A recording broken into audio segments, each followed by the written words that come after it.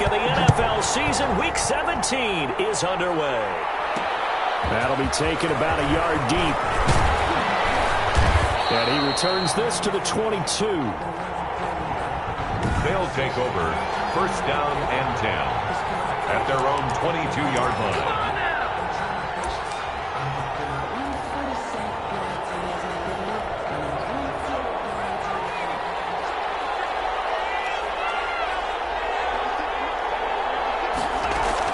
Here's Nick Chubb, former prep and collegiate star here in this state at Georgia.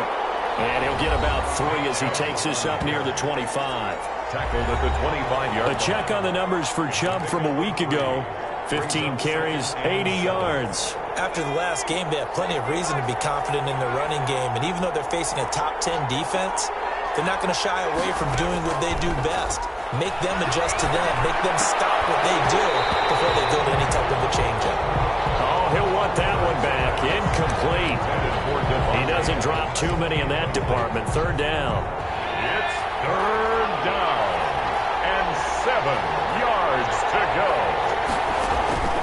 Throwing is Hurts. And this is caught off the deflection.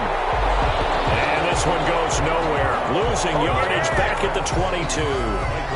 And that's a defensive coordinator's nightmare right there. You're covering everyone, and the guy's not even the intended receiver ends up making the play. Right place, right time, I guess. When that ball's tipped up in the air like that, you've got to go up and get it. Offense and defense. And in this case, the offense ended up grabbing it. Just a net of 34 there, following a punt of 44 yards. And the Falcons will be taking over first and 10.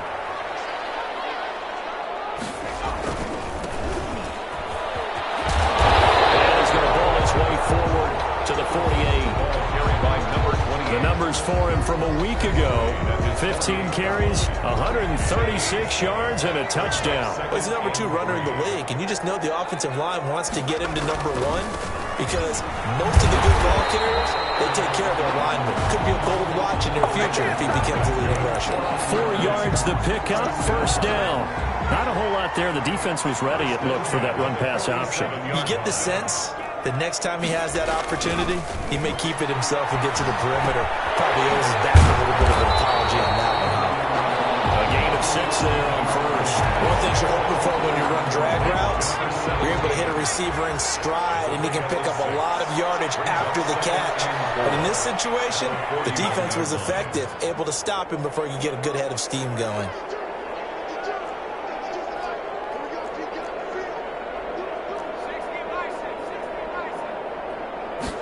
Second and 4. Throwing right, and that's complete. And he'll take it into the end zone. Touchdown, Atlanta. With both sides of the football in sync early, you force the 3 and out, and then you take it down, score points. You know what that tells me? They sold their game plan really well. Head coach said, listen, we're just going to stop them on 3 and out. We're going to take the ball downfield and score. But he also told them how it was going to happen. They're going to run this. We're going to stop it. Then we're going to take the ball. They won't be able to keep up with us. And they got it done. This will make it into the end zone. And he'll decide to not bring this one out as their drive will begin at the 25. Back onto the field comes this offense, ready for their second drive. And they're coming off a 3 and out, my friend. I think they've got to look at that play sheet and go to a spot that they haven't gone before. Time to shake things up a little bit to try and get this offense moving. Okay, so how do you do that? How do you shake things up? You look at what you called before, realize it hasn't worked Go to something else. and maybe try and find one of those special plays from one of your better players, and maybe try and hit something big and get things going in the excitement area. He's tackled a yard short of the marker. Good gain of 9 on first down. That's a really nice job by them picking up the run blitz and detecting it and blocking it and turning it into a nice run. And a lot of times you think if you blitz a running play, you're going to smother it. But a lot of the blitzers, they come in a little bit high. They don't have great leverage, and they're easily blocked and turned to the side. And this, I mean, it's certainly something to watch out for. He is not afraid to call his own number on plays like that, and here he takes it for good yardage. And we know this defense prepared all week for this, but sometimes when you see it in person, it's a whole different ballgame. Without preparation, it goes right out the window. And they're well past midfield, just a yard or two shy of the 40. Back-to-back nice gains. That one for 14 yards and another first. Usually we see runs like this as the defense breaks down later in the game, but this guy's setting the tone early, running through all types of tackles and put the defense back on its heels. From the gun, it's Hurts. And he finds Howard complete. And he works it past the 30, almost to the 25. 15 more there, and they're on a roll. It's another first down. You don't always expect tight ends to be big in terms of run after the catch, but after that play, he joins a growing band of players that's putting that stereotype right on its ear. And he'll be tackled at the 23 after a gain of 3. The ball carrier. Yeah, I don't know if it's exactly a win-win, but if you're on offense, you'll take that kind of a run, all right? It was kind of stacked up, found a little bit of yardage, and frankly, they're pretty close to staying on schedule on offense. The playbook is still open for the coordinator. And they take him down, losing yardage back at the 27. This defense is a difficult one to prepare for, one of the best in the league. They'll come at you from all angles, and they did a nice job there stopping him for a loss. Throwing from the gun, it's Hurts. And down inside the 15, shy of the 10. Second catch for him today, and it'll wind up a first down. Complete to O.J. Howard. A gain of 16 yards. First down, Huskies. From the gun, it's a give to Chubb. And he'll find his way down inside the 10 to the 9-yard line. 2 yards on the pickup there. It'll be 2nd and 8. His career rushing numbers just continue to rise with that last carry. He surpasses 12,280 yards and also surpasses Marshall Faulk. And fights through one man.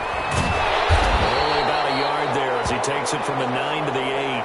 And after getting tackled, he's still down and looking very slow to get up.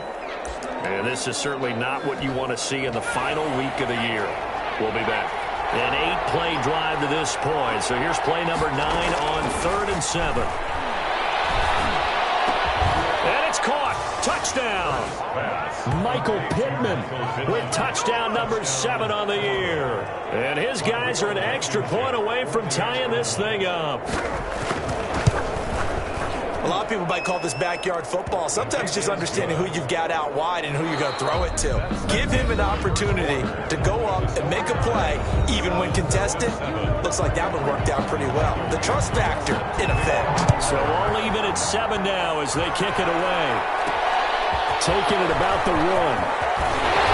And he'll get it up past the 20 to about the 22. First and 10 at their own 22-yard line.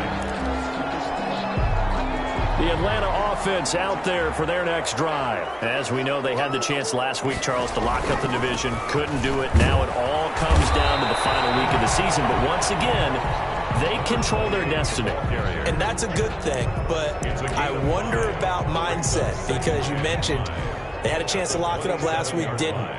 Are they bringing extra pressure to themselves now, even though they control their own destiny with a win? Now, because they didn't get it done before, will they be even tighter as they approach this game? And right now, fighting for every win possible to try to at least secure home field for the wild card and or divisional round. A gain of a yard on the play. Brings up 3rd and 4. Now a handoff here to his running back. And this effort won't be enough as they rally up to stop him a couple of yards short. Just a gain of 2 there, and it's going to bring up a 4th down. And how about the call here? They need 2 yards in their own territory on 4th down, and they're going to go for it. They'll try and run for it. And boy, this is going to be close. That mark looks a little short, and he didn't get there. Boy, a curious decision to go for it. Doesn't pan out, and the ball will go over on downs on the short side of the field. Hurts sets up to throw it. That's caught by Howard, and he is out of bounds inside the 30. They'll contain him to just 4. 2nd down. Well, they're unable to convert that into much, but it's never a bad idea to try to get the ball into a tight end of his caliber's hands and see what kind of disruption he can cause. But this will get out of bounds, so possession will stay the same. Can almost see inside his face mask there the look of relief. He coughed it up, but it goes out of bounds. They keep it. Someone came around with lucky horseshoe, aren't they? If I were him, I'd go out and play the lottery after that one. A very fortunate man. And they're operating in plus territory here. They're thinking points. Definitely don't want to lose the football at this juncture. It's a 6-yard gain on the ground, and that'll make it 2nd and 4. Tackle made at the 5-yard line. A 6-yard pickup brings up 2nd and 4.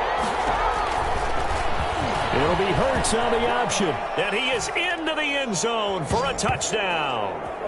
Jalen Hurts keeping it himself from 5 yards out. And his guys have taken the lead. For the extra point. Not the first time on this drive we saw him take matters into his own hands, and this time he finishes things off with a touchdown run. He's not going to be happy with me, but I think he took matters into his own feet, didn't he? Oh, Davis from the top rope. I like it.